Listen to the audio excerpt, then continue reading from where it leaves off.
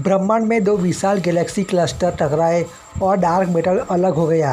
पहली बार दिखा ऐसा नज़ारा। वैज्ञानिकों ने भयानक ब्रह्मांडीय टक्कर के दौरान डार्क मैटर को नॉर्मल मैटर से अलग होकर आगे उड़ते देखा। डार्क मैटर से जुड़ी यह खोज गैलेक्सी क्लस्टर से टक्कर के दौरान हुई है। ऐसा पहली बार नहीं है जब हमने डार्क मैटर को सामान्य पदार्थ से अलग होते हुए देखा है, लेकिन कभी कभी इस तरह से नहीं देखा गया।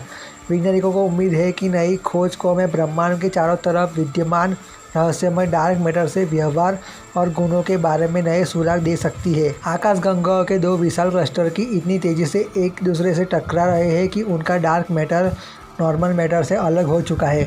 यह डार्क मैटर अब आगे आगे उड़ रहा है, काफ़ी कुछ दो गाड़ियों के बीच फंसी किसी चीज़ से तरह दोनों कारें को जब चाहे ब्रेक लगा कर खुद को रोक सकती है, लेकिन बीच में मौजूद बीच मोमेंटम के वजह से आगे बढ़ती चली जाती है। डार्क मैटर ब्रह्मांड के बारे में रहस्यों में से एक है। वैज्ञानिकों को यह मालूम नहीं है कि क्या है दोस्तों, क्योंकि इसे प्रत्यक्ष रूप से नहीं देखा जा सकता, न ही सीधे तौर पर डिटेक्ट हो सकता है। हमें जितना सामान्य पदार्थ हमें दिखाई देता है, ब्रह्मांड में उस अनुमान से कहीं ज़्यादा गुरुत्वाकर्षण मौजूद है। तारों और आकाशगंगाओं की गति में ज़्यादा ग्रेविटी दिखती है। ताकतवर ग्रेविटेशनल फील्ड की मौजूदगी में स्पेस टाइम खुद ही खुद को मोड़ लेता है और सिकुड़ जाता है।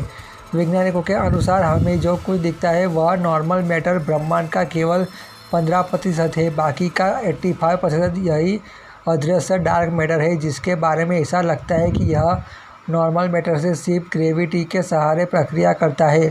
डार्क मैटर दरअसल हर जगह मौजूद है। सामान्य पदार्थ वाली आकाशगंगाओं जैसे कि हमारी मिल्की वे के भीतर भी भारी डार्क मैटर है।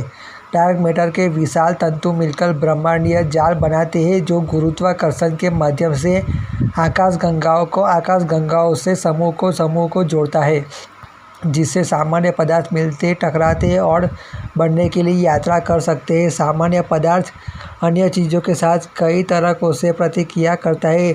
ऐसे में जब कोई बड़ी घटना होती है, वैसे ही आकाशगंगाओं के क्लस्टर की टक्कर गैस के विशाल बादल एक दूसरे से टकराते हैं और गर्म तूफानी होते चले जाते हैं। जब नॉर्मल मैटर इलेक्ट्रोमैग्नेटिसिटी इंकट्स के करता है और वह एक शॉक और अशांत होता है, तो एक ब्रेकिंग इफेक्ट लागू होता है, जिससे क्लस्टर धीमे हो जाता है। लेकिन डार्क मैटर पर कोई प्रभाव नहीं पड़ता। वह नए क्लस्टर के चारों ओर स्थिति में वापस आने से पहले आगे बढ़ता है। वैज्ञानिकों ने जिस क्लस्टर को टकराते हुए देखा है, उन्हें कहा जाता है उनका ओरिएंटेशन कुछ ऐसा है कि उनके भीतर में मैटर की वैकल्पिक वेग की एक नई माप की इजाज़त देता है।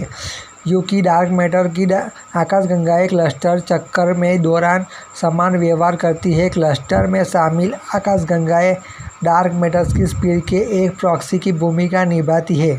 इंफ्रास्ट्रक्चर माध्यम से गति को मापने के लिए वैज्ञानिकों की टीम ने 0 जेंडोस के इफेक्ट का सहारा लिया। रिसर्चर ने पाया है कि क्लस्टर के नॉर्मल मैटर और डार्क मैटर में वेग काफ़ी अंतर है। यह रिसर्च में दोस्तों आप लोगों को पता ही होगा कि जैसे जैसे दो ग्रह टकराते हैं, वैसे ही एक बड़ा सा विस्फोट होता है दोस्तों, और जैसे ही अनुमान दिखाई जाता है, वैसे ही इसका सबसे पहले दिखाई देने वाला क्लस्टर को दोस्तों कहते हैं दोस्तों डार्क वेल्स। और इसी तरह के गैलेक्सी में टकराए जाने वाले डार्क मैटर को अलग किया जाता है दोस्तों, और इसे अलग करने के लिए बहुत ज़्यादा मेहनत लगती है।